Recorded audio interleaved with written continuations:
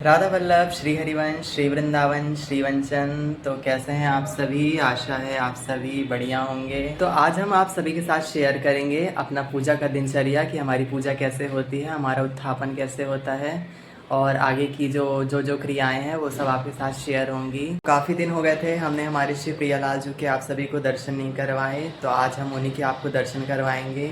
तो आज हम करवाएंगे आपको हमारे श्री प्यारे प्रियालाल जी के सुंदर दर्शन और दिखाएंगे हमारा मंदिर। तो चलिए चलते हैं। सबको श्री हरिवंश। तो सबसे पहले आप हमारे श्री सद्गुरुदेव भगवान श्री राधा वल्लभ लाल जी एवं श्री हित हरिवंश महाप्रभु और साथ ही हमारे श्री गौर राधा वल्लभ के दर्शन कीजिए। तो सबसे पहले हमारे ठाकुर जी अभी शयन कर रहे हैं, उनका उत्थापन हम कराएंगे। घंटी और तालियों के साथ प्रभु को जगाएंगे और उनसे निवेदन करेंगे कि वह जागें। उसके पश्चात हम भगवान का आवरण यानी कि हम उनका पर्दा हटाएंगे ताकि भगवान जागें और हम आगे की क्रियाएं जो है वो कर सकें। जो भी आगे की सेवाएं हैं हम उन सेवाओं को भगवान को प्रदान कर सकें।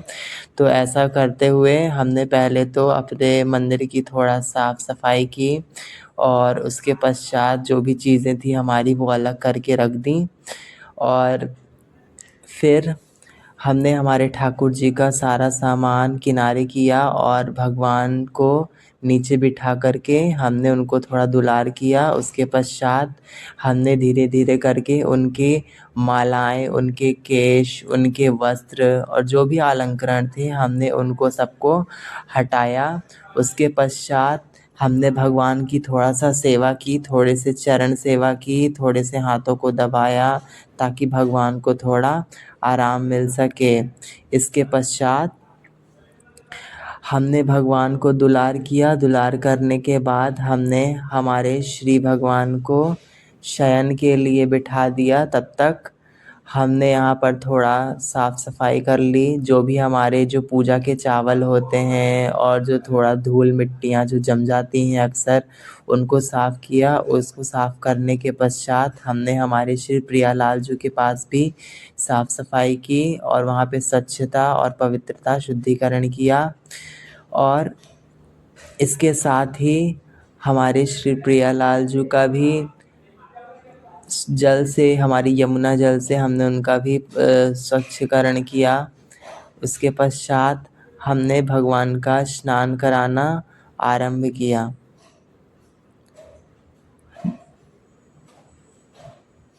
अब हमारे ठाकुर जी का स्नान होगा। तो सबसे पहले हमने एक थाली ली, उस पे हमारे ठाकुर जी को विराजमान किया और उसके पश्चात हमने शीतल जल से श्री विग्रह यानी कि हमारे श्री ठाकुर जी का जल से स्नान करवाना आरंभ किया। धीरे धीरे हमने इसमें थोड़ा यमुना जल का भी प्रयोग किया और हल्के हाथों से भगवान को स्नान करना चालू किया।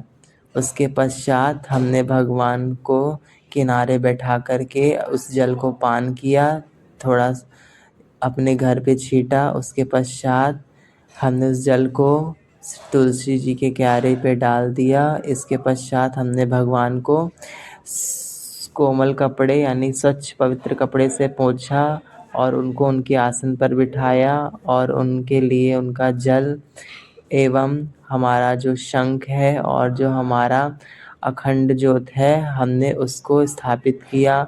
उस पर तेल बत्ती वगैरह लगाई और हमारा दीपक बनकर तैयार हो गया।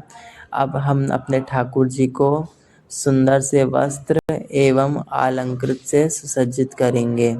तो हमने उनको आज ऑरेंज कलर के वस्त्र धारण करवाए।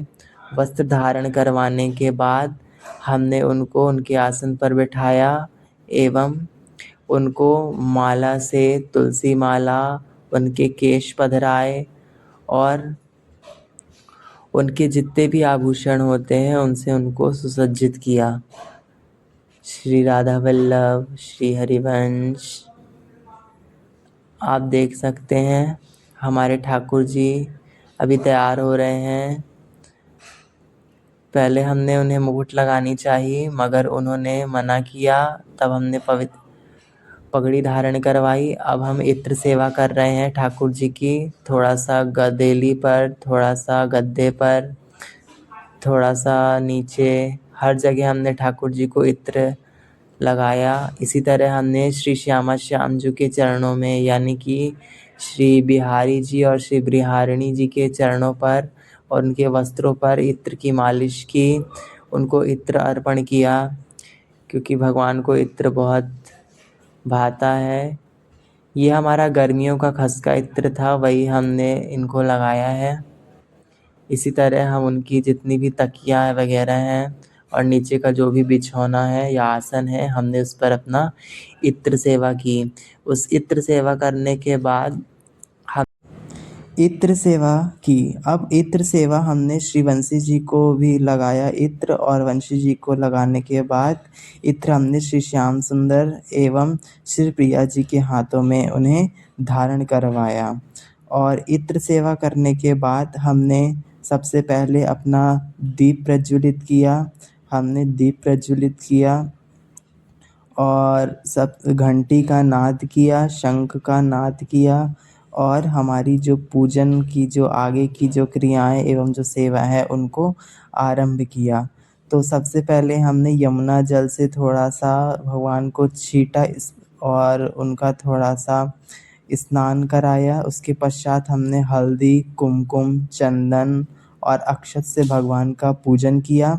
उसके पश्चात हमने भगवान को पुष्प अर्पण किया। हमारे पास गेंदे के पुष्प थे तो हमने भगवान को गेंदे के पुष्प अर्पण किए। सबसे पहले ठाकुर जी को, फिर हमारे श्यामा श्याम को और बाकी देवी देवताओं को हमने पुष्प अर्पण किया। अब हम भगवान को भोग अर्पण कर रहे हैं और भोग अर्पण करते हुए हम जल वार रहे हैं ताकि भगवान भोग लगाएं। और हमने ताली बजाकर, घंटी बजाकर भगवान को भोग अर्पण किया और भगवान से निवेदन किया कि भगवान भोग लगाएं।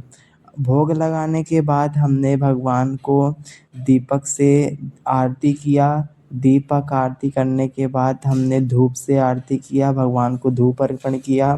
सबसे पहले ठाकुर जी को, हमारे छोटे सरकार, फिर हमारी श्री श्यामा जी को अर्पण किया।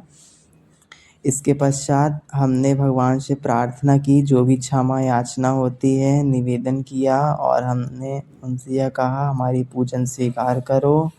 और भगवान की बलैया लेते हुए हमने अंत में श्री हित हरिवंश नाम कीर्तन किया, श्री राधा वल्लभ लाल जी के नाम का कीर्तन किया, श्री श्यामा जी के नाम का कीर्तन किया।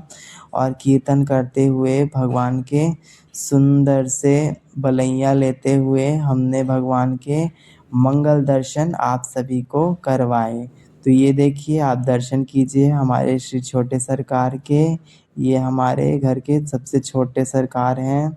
और इसके पश्चात आप दर्शन कीजिए हमारी और आप सबकी प्यारी श्री लाडली जू, यानी कि हमारी श्री मयूर बिहारिणी जी, हमारी श्री प्रिया जू के दर्शन कीजिए।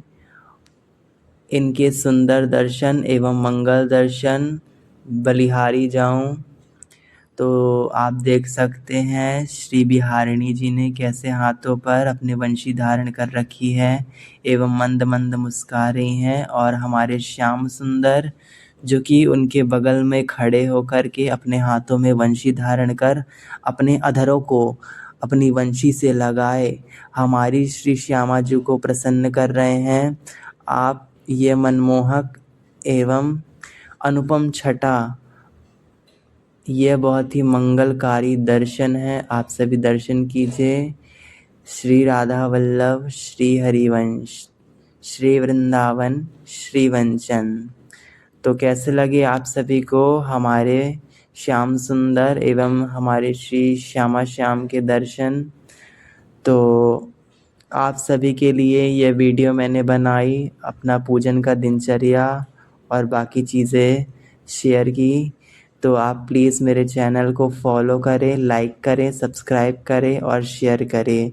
सभी को राधा वल्लभ, श्री हरिवंश।